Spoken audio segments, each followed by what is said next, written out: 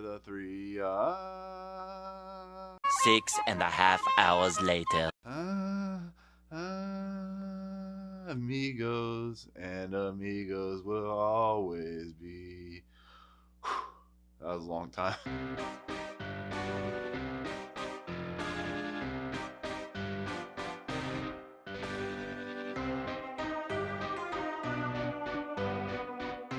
Guys, what's up? Welcome to Movie Emporium's Flashback Reviews, where we take a movie from my past, maybe your past, break it down, talk about it, and all that good stuff.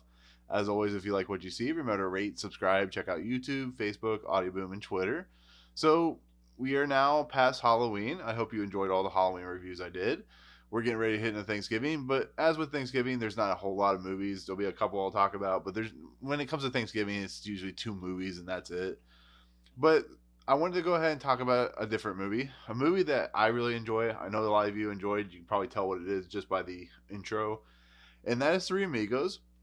It's a real well-known movie directed by John Landis. It was written by John Landis, Steve Martin, and Randy Newman of all people, and also stars Steve Martin, Chevy Chase, and Martin Short. It's the story of 3 actors in the 1920s who are kicked out because of they want more money, and they become like a little greedy, and then they get involved with Joe Montana, who is the head of the studio, and therefore they get this letter from this Mexican lady whose her village is being overrun by this person named El Guapo, and so they misinterpret the letter because she doesn't have enough money to send the letter, so it's like misread and miscut down, and so they steal their suits from the studio and then go down to Mexico to help this little town who needs help.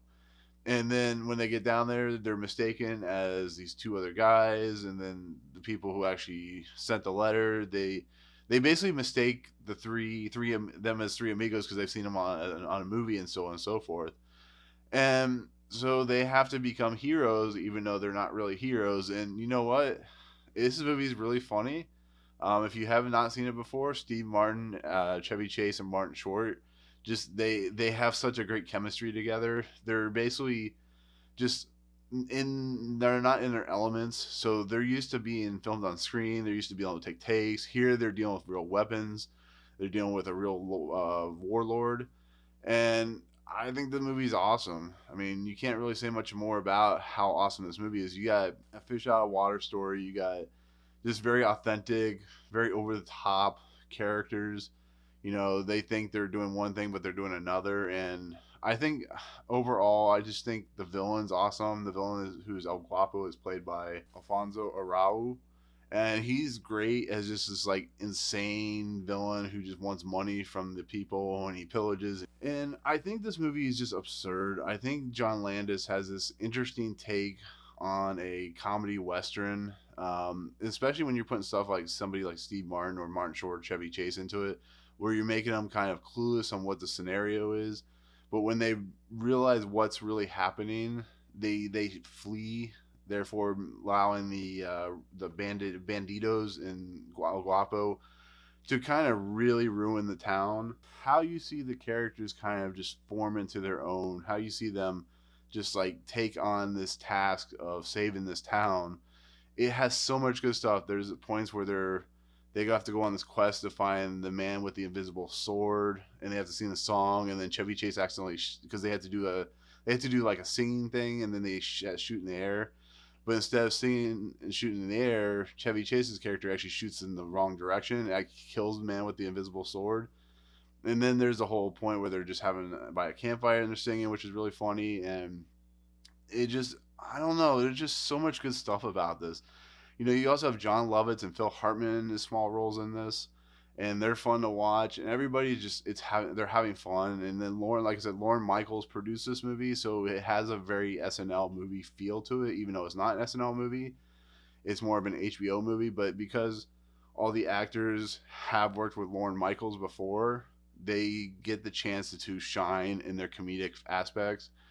And I think you can't really say there's one standout in this movie because Chevy Chase, Steve Martin, and Martin Short are such good actors, and they work so well together that they're the standouts.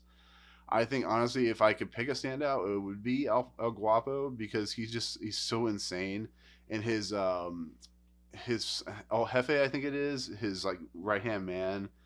It's so good. The movie's so good, and then you have Elmer Bernstein who's doing the score, and the score is very memorable. And then you have like the My Little Buttercup song, and then you just have them finally taking charge and saving this village, and it just the way that plays out is almost kind of like Blazing Saddles almost, where it's once they figure out how to take care of this village, it's just so much fun to see them play off of the banditos.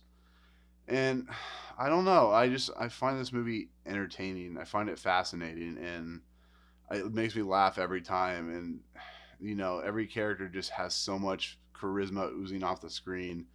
And it's too bad that there's probably still a lot of people that haven't heard or haven't seen this movie, which is a shame because it's so good.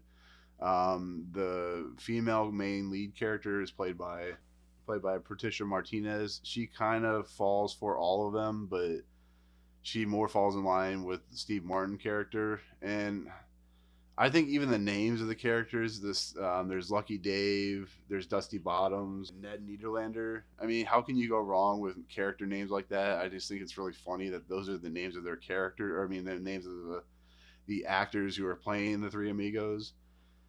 And just like Animal House, just like Wayne's World, just like all these movies that have come out that are like spoofs on comedies or just comedies in general. There's also like real heart to this movie, and there's real depth and fun to it, and I like it, and I know a lot of people like it, and I definitely think if you haven't seen it, you should just go see it because it's an amazing movie.